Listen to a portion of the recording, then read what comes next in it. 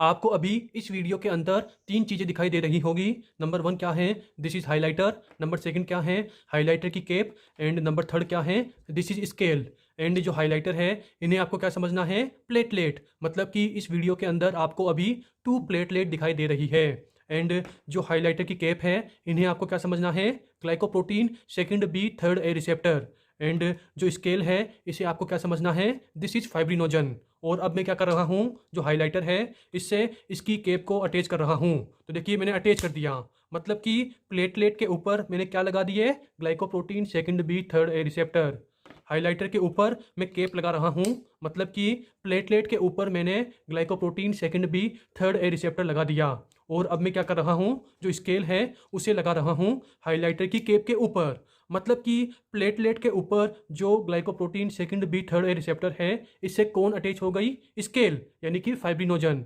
And यहाँ पर भी मैं क्या कर रहा हूँ, जो हाइलाइटर की केप है इसके ऊपर स्केल को अटैच करा रहा हूँ। एंड स्केल मतलब फाइब्रिनोजन और हाइलाइटर की केप मतलब glycoprotein second B third A receptor. Overall platelet के ऊपर जो glycoprotein second B third A receptor है इससे मैंने स्केल को अटैच करा दिया, यानी कि फाइब्रिनोजन को अटैच करा दिया।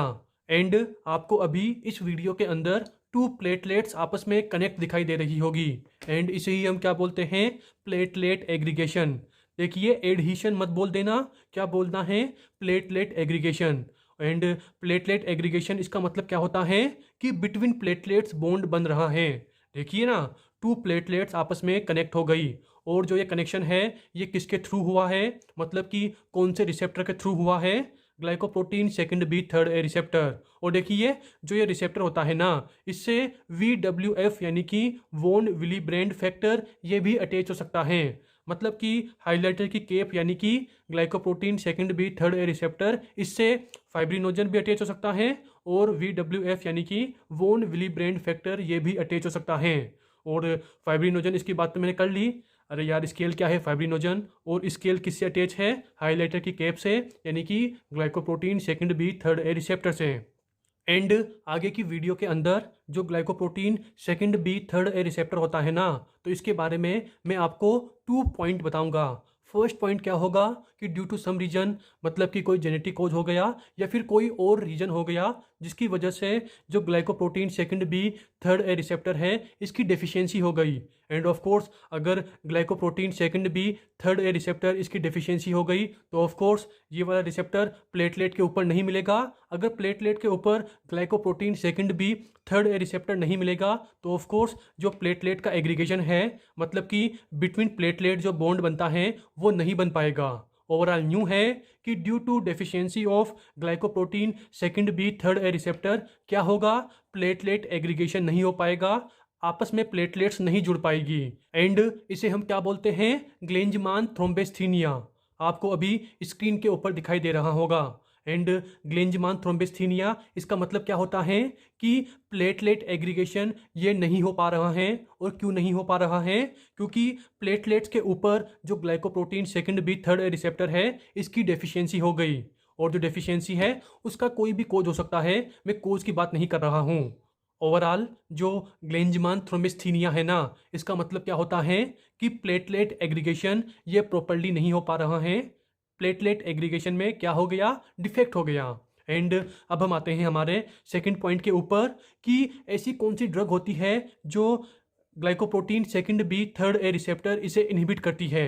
एंड अब आपको सोचिए कि अगर वो ड्रग हमारे glycoprotein second B third A receptor इसे इनहिबिट कर देगी तो ऑफ कोर्स क्या नहीं हो पाएगा, प्लेटलेट एग्रीगेशन नहीं हो पाएगा।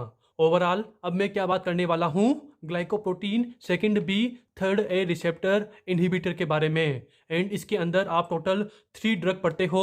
नंबर फर्स्ट क्या होगी, एबसिक्सिमेब। नंबर सेकंड क्या होगी, इप्तीफिबेटाइड। एंड नंबर थर्ड क्या होगी, तिरोफिबेन। और आप इसे ऐसे याद कर सकते हो कि जो फर्स्ट वाली ड्रग है यानी कि एबसिक्सिमेब, इसके स्टार्टिंग में और लास्ट में क्या आ रहा है, ए बी।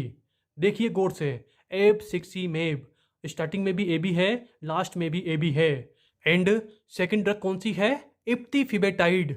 और देखिए सेकंड ड्रग के लास्ट में क्या आ रहा है, टाइड। अरे यार आप पढ़ते हो ना, रिन, सर्फेक्सल, टाइड आते हैं ना यार, कपड़े धोने का साबुन, कपड़े धोने का डिटर्जेंट। तो मैं किसकी बात कर रहा हूँ, टाइड की। तो वो कहाँ आ रहा है, सेकंड ड्रग के सबसे लास्ट में। तो ओवरऑल मैंने glycoprotein second B, third A receptor inhibitor, इनकी बात कर ली। और देखिए अब आपको सोचिए कि जो glycoprotein second B third A receptor है, अगर ये वाली ड्रग मैंने किसी पेशेंट को दे दी तो ऑफ कोर्स क्या नहीं हो पाएगा, प्लेटलेट एग्रीगेशन नहीं हो पाएगा। जो टू प्लेटलेट्स हैं वो आपस में नहीं जुड़ पाएगी। अगर प्लेटलेट्स नहीं जुड़ पाएगी तो ऑफ कोर्स क्लोट नहीं हो पाएगा। क्लोट नहीं हो पाएगा तो ऑफ कोर्स हम इन्हें कहाँ पर पढ़ते हैं, एंटी प्लेटलेट ड्रग के अंदर। मतलब कि ऐसी कौन सी ड्रग होती है जो प्लेटलेट्स को आपस में जोड़ने से रोकती है, यानी कि प्लेटलेट एग्रीगेशन को इनहिबिट करती है। एंड प्लेटलेट एग्रीगेशन इनहिबिट हो गया तो ऑफ कोर्स जो ब्लड का क्लोट है वो नहीं बन पाएगा।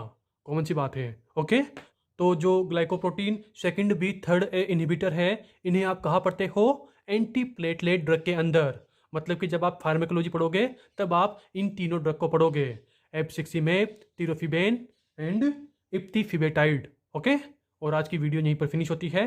बाय।